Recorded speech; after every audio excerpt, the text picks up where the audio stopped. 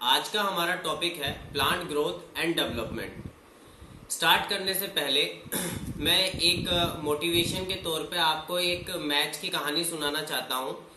ये मैच हुआ था दो फुटबॉल टीम्स के बीच में, बार्सिलोना और पेरिस सेंट जर्मेन। तो मैच के दो लेग्स होते हैं। दो लेग्स मतलब एक मैच पेरिस सेंट जर्मेन के होम ग्राउंड पे खेला जाता है और एक बार्सिलोना के होम ग्राउंड पे खेला जाता है। तो पहले जो पीएसजी का मैच था होम ग्राउंड में, उसमें बार्सिलोना 4-0 से हार गई थी। तो अब उन्हें जीतने के लिए और अगले राउंड में क्वालिफाई करने के लिए 5 गोल करने थे। तो बार्सिलोना ने ये मैच स्टार्ट किया और उनके पास 5 गोल करने के लिए सिर्फ 90 मिनट्स थे। तो उन्होंने गोल किए और उन्होंने 4 गोल कर दिए। 4 गोल करने के बाद 62वें मिनट में 62 मिनट में पीएसजी के एक प्लेयर ने एक गोल कर दिया, जिसका मतलब अब उन्हें जीतने के लिए 6 गोल करने थे। तो बार्सिलोना ने उस वक्त हिम्मत नहीं हारी और 90 मिनट के बाद जो इंजरी टाइम है उसमें लास्ट गोल मारा था। लास्ट मिनट के कुछ सेकंड्स बचे हुए थे उनमें। तो ये मैं आपको इसलिए बता रहा हूं कि आपको ये बिल्कुल नहीं सोचना है कि कितना टाइम बचा है और कितना टाइम नहीं बचा है। आप बस जी जान से मेहनत करके अपना ये लास्ट गोल स्कोर कर दीजिए, क्या पता रिजल्ट अच्छा आ जाए। तो हमारा पहला क्वेश्चन है, fruit and leaf drop at early stage can be prevented by application of. अगर अर्ली स्टेज पे फ्रूट और लीव्स झड़ रहे हैं, गिर रहे हैं, तो उसको किसकी एप्लीकेशन से हम रोक सकते हैं? तो इसका आंसर जाएगा ऑक्सिन। लो कंसंट्रेशन में हम ऑक्सिन को इस्तेमाल करके इस ड्रॉप को रोक सकते हैं।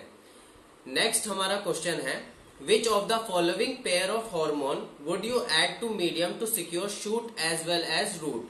अब ऐसे दो हार्मोन का कॉम्बिनेशन बताना है जो हम मीडियम में डालेंगे, जिससे शूट भी हो जाएगा और क्या है, आपका रूट भी ग्रो कर जाएगा। तो इसका आंसर जाएगा आपका ऑक्सिन एंड साइटोकाइनिन। अगर लो ऑक्सिन टू हाई साइटोकाइनिन करोगे, डालोगे आप मीडियम में, तो शूट फॉर्मेशन होगा, और हाई ऑक्सिन और लो साइटोकाइनिन डालोगे तो आपका रूट फॉर्मेशन होगा कैलस में। अगला पॉइंट है हमारा फाइटोक्रोम। फाइटोक्रोम एक क्रोमोप्रोटीन होता है जो लाइट की प्रेजेंस और एब्सेंस को क्या है, डिटेक्ट करता है। मैं फिर से रिपीट करता हूं, फाइटोक्रोम एक क्रोमोप्रोटीन होता है जो लाइट की प्रेजेंस और एब्सेंस को डिटेक्ट करता है। नेक्स्ट क्वेश्चन बहुत इंपॉर्टेंट है, the एविना curvature is used for bio essay of. एविना curvature एक टेस्ट का नाम है जो एफडब्ल्यू वेंड ने 1928 में किया था। और बायो एसे का मतलब होता है मेजरमेंट, कोई भी जो आपका केमिकल है उसकी मेजरमेंट। तो एविना कर्वेचर जो टेस्ट है वो होता है ऑक्सिन की मेजरमेंट के लिए। उसके बाद अपना एक क्वेश्चन है, which cause a green plant expose to light only on one side to bend toward the source of light on it grow. ये बोल रहा है कि एक प्लांट है जिसकी तरफ क्या है, हम सिर्फ एक साइड से लाइट डाल रहे हैं तो वो लाइट सोर्स की तरफ बेंड हो जाता है। तो ऐसा क्यों होता है? इसका कारण ये है कि जिस तरफ से लाइट पड़ती है उस तरफ से ऑक्सिन दूसरी तरफ चला जाता है और उस साइड सेल डिवीजन ज्यादा होने लग जाता है, इसलिए जो प्लांट है वो बेंड कर जाता है लाइट सोर्स की तरफ। नेक्स्ट क्वेश्चन है अपना, typical growth curve in plants is. Plant का जो हम कर्व बनाते हैं, ग्राफ अगर रिप्रेजेंटेशन करें तो उनका जो कर्व है वो कैसा बनेगा? तो जो कर्व है वो बनेगा आपका सिग्मोइड।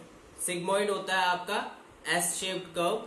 तो ज्योमेट्रिक ग्रोथ जो होती है, जिसमें कंटिन्यूअसली ग्रोथ होता रहे, वो पॉसिबल नहीं होती है प्लांट्स में, क्योंकि जो रिसोर्सेज हैं वो किसी ना किसी टाइम पे जाके लिमिटेड हो जाएंगे और क्या है, कर्व आपका सिग्मोइड हो जाएगा। एक्सपोनेंशियल ग्रोथ आपको देखने को नहीं मिलेगी।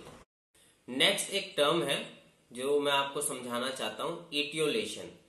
इटियोलेशन एक एबनॉर्मल फॉर्म ऑफ ग्रोथ है जिसमें अगर प्लांट को डार्कनेस में रखा जाए या फिर सीवियरली लाइट की कमी हो, ऐसी जगह पे रखा जाए, तो जो प्लांट है उसमें क्या होता है, जो लीव्स हैं और जो शूट है वो बहुत ज्यादा ब्रांचिंग शो करती है, शूट जरूरत से ज्यादा लंबी होती है और इसमें जो लीव्स हैं और जो आपका रूट सिस्टम है वो रिड्यूस्ड होता है। उसके बाद एक क्वेश्चन बहुत पूछा जाता है, स्ट्रेस हार्मोन। स्ट्रेस हार्मोन होता है एब्सिसिक एसिड। एब्सिसिक एसिड क्या करता है, जैसे फॉर एग्जांपल ड्रॉट कंडीशन आ गई तो इसमें ये स्टोमेटल क्लोजिंग करा देगा जिससे वाटर लॉस क्या हो, कम हो। नेक्स्ट क्वेश्चन है हमारा, during seed germination its stored food is mobilised by. Seed germination के दौरान जो स्टोर्ड फूड होता है उसको मोबिलाइज कौन सा हार्मोन करता है, तो इसका आंसर है जिबरलिन, ठीक है, या फिर जिब्रेलिन। जिब्रेलिन क्या है, फ्लावरिंग को भी इंड्यूस करता है और फ्रूट डेवलपमेंट भी करवाता है। उसके बाद एक क्वेश्चन है, the pineapple which under natural condition is difficult to blossom has been made to produce fruit through the year of application of. Pineapple जो नेचुरल कंडीशन में ब्लॉसम नहीं करता है, फ्रूट नहीं देता है, उसको हमने कौन से हार्मोन की मदद से हमने क्या किया है, उसको ग्रो करवाया है, तो इसका आंसर जाता है ऑक्सिन। और ऑक्सिन में हम सिंथेटिक ऑक्सिन यूज करते हैं NAA, alpha naphthalene acetic acid. वैसे तो नॉर्मली ऑक्सिन क्या है, फ्लावरिंग को इनहिबिट करता है, फॉर एग्जांपल लेट्यूसे के केस में इनहिबिट करता है, पर लीची और पाइनएप्पल के केस में ये क्या है, फ्लावरिंग इंड्यूस करवाता है। उसके बाद अगला क्वेश्चन है, through their effect on plant growth regulator what do the temperature and light control in plants. ये बोल रहा है कि जो टेम्परेचर और लाइट है वो प्लांट ग्रोथ हार्मोन पे इफेक्ट करते हैं, इससे वो क्या कंट्रोल करवाते हैं, तो भैया टेम्परेचर और क्या है, लाइट कंट्रोल करवाते हैं फ्लावरिंग, क्योंकि एक टर्म होती है फोटोपीरियोडिज्म। फोटोपीरियोडिज्म क्या होता है कि कितनी देर तक एक प्लांट पे एक दिन में लाइट गिर रही है, मतलब कितनी देर वो लाइट फेज में रह रहा है और कितनी देर वो डार्क फेज में रह रहा है।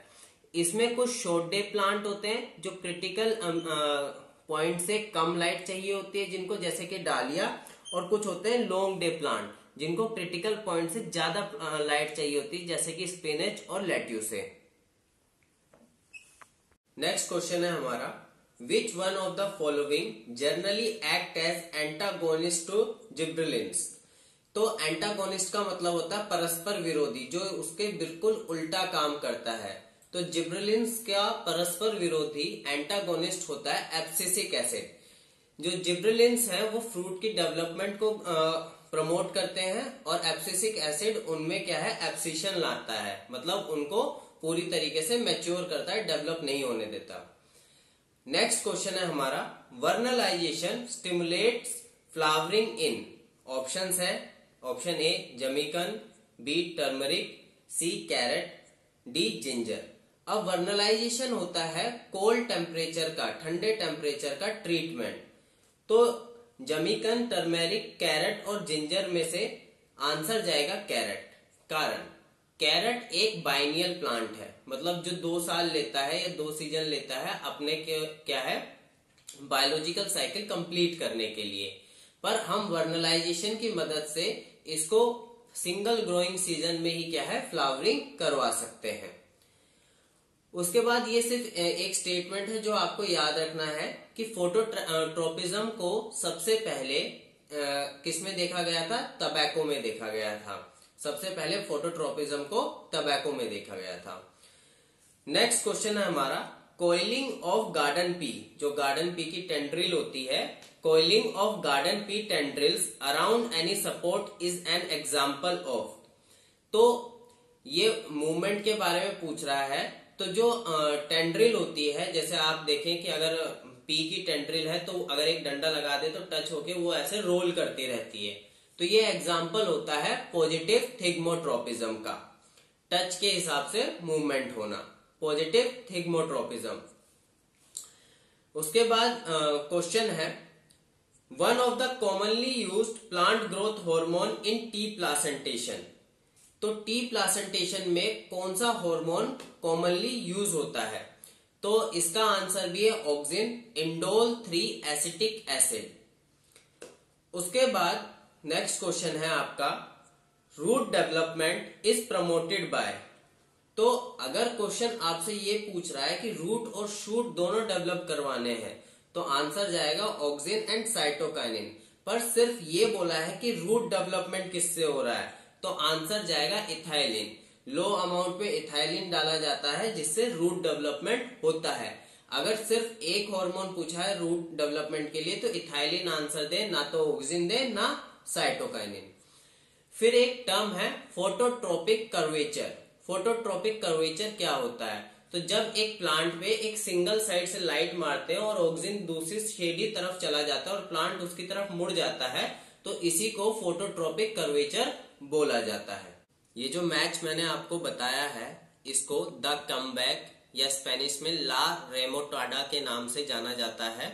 इसको आप विकिपीडिया पे गूगल पे जाके देख सकते हैं और ये मैच बहुत इंस्पायरिंग है। तो आप प्लीज लगे रहें, कुछ ना कुछ करते रहें और रोज मेहनत करें, रिजल्ट आपका अच्छा आ सकता है। अभी भी आपके हाथ में टाइम है।